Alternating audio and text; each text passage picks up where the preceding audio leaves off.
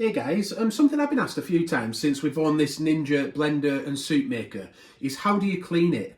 It does come with a cleaning tool. If we have a look inside now, we've just made a leek and potato soup, and it's a smooth soup. I know it looks a bit disgusting, but we are going to clean this out, aren't we? So we thought we'd show you, but ideally we would have rinsed it out as soon as the soup had finished, but we have eaten the soup now, so it's gone a little bit like congealed and stuff, hasn't it? But what we're going to do, we're going to just rinse it out in the sink, and then there's a self-clean process on the machine. If we look over here, there's just a clean button. You just put 700 millilitres of water, hot water in with a couple of drops of fairy liquid, and it'll whiz it up and clean it for you. But first of all, we'll rinse it, and if you had any chunky bits in the bottom that you needed to remove, you could use this cleaning tool to get them. Don't put your fingers down there because the blades are very sharp and it can cause some real damage. Do remember though, when rinsing it, that it does have a heating element underneath on the machine, so it can't be submerged.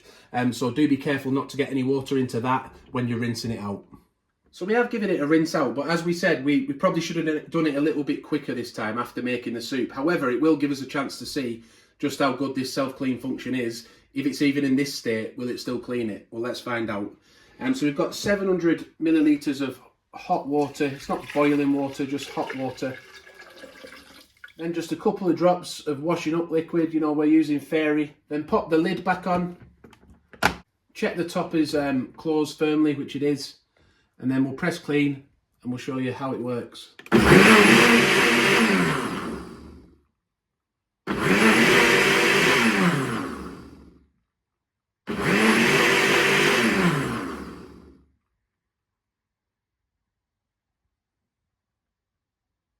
So we're now down to about 4 minutes 20.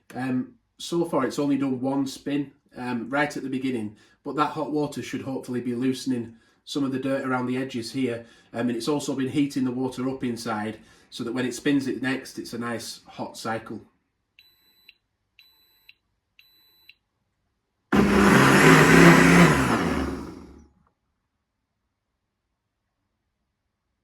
So yeah, on 3.5 minutes there, it did another spin cycle.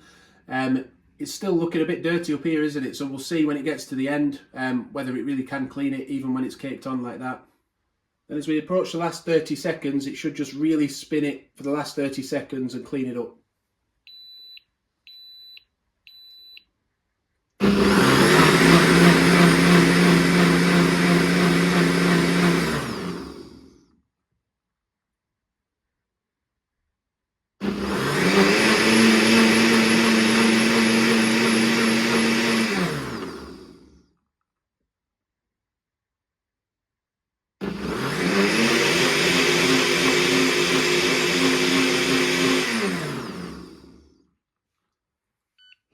So let's get a quick look inside and see what it's like, given the condition it was in. Yeah, what we'll do, we'll go and empty that out in the sink now. We'll see what condition it's in. So after rinsing it for about a minute and washing it out a little bit with a sponge around the edges, it's come up actually looking really nice, I think, within, to say we've only been doing it for a minute and what bad condition it was in. So what we usually do is we would rinse it straight after cooking, put it to one side, and then we'd come back and do the clean cycle afterwards, the clean mode. But as you can see, even though we haven't done that, it has actually done a fairly good job of cleaning that up, hasn't it? It looks good inside. Yeah, and don't forget that the lid, it can be submerged, but that's come up nicely as well, really, with just a quick rinse after putting it through that process. Two choices then. You can either let it air dry on the drainer, maybe turn it upside down, let it air dry, or you can give it a quick wipe out with a tea towel, as long as you stay away from that blade. Don't let that get you. But yeah, we're back to a nice clean jug, ready to use now for the next recipe. So we hope you've enjoyed that. Please do give it a like if it's helped you out. Subscribe to the channel and hit the notification bell for future upcoming videos. Thanks for watching. Bye for now.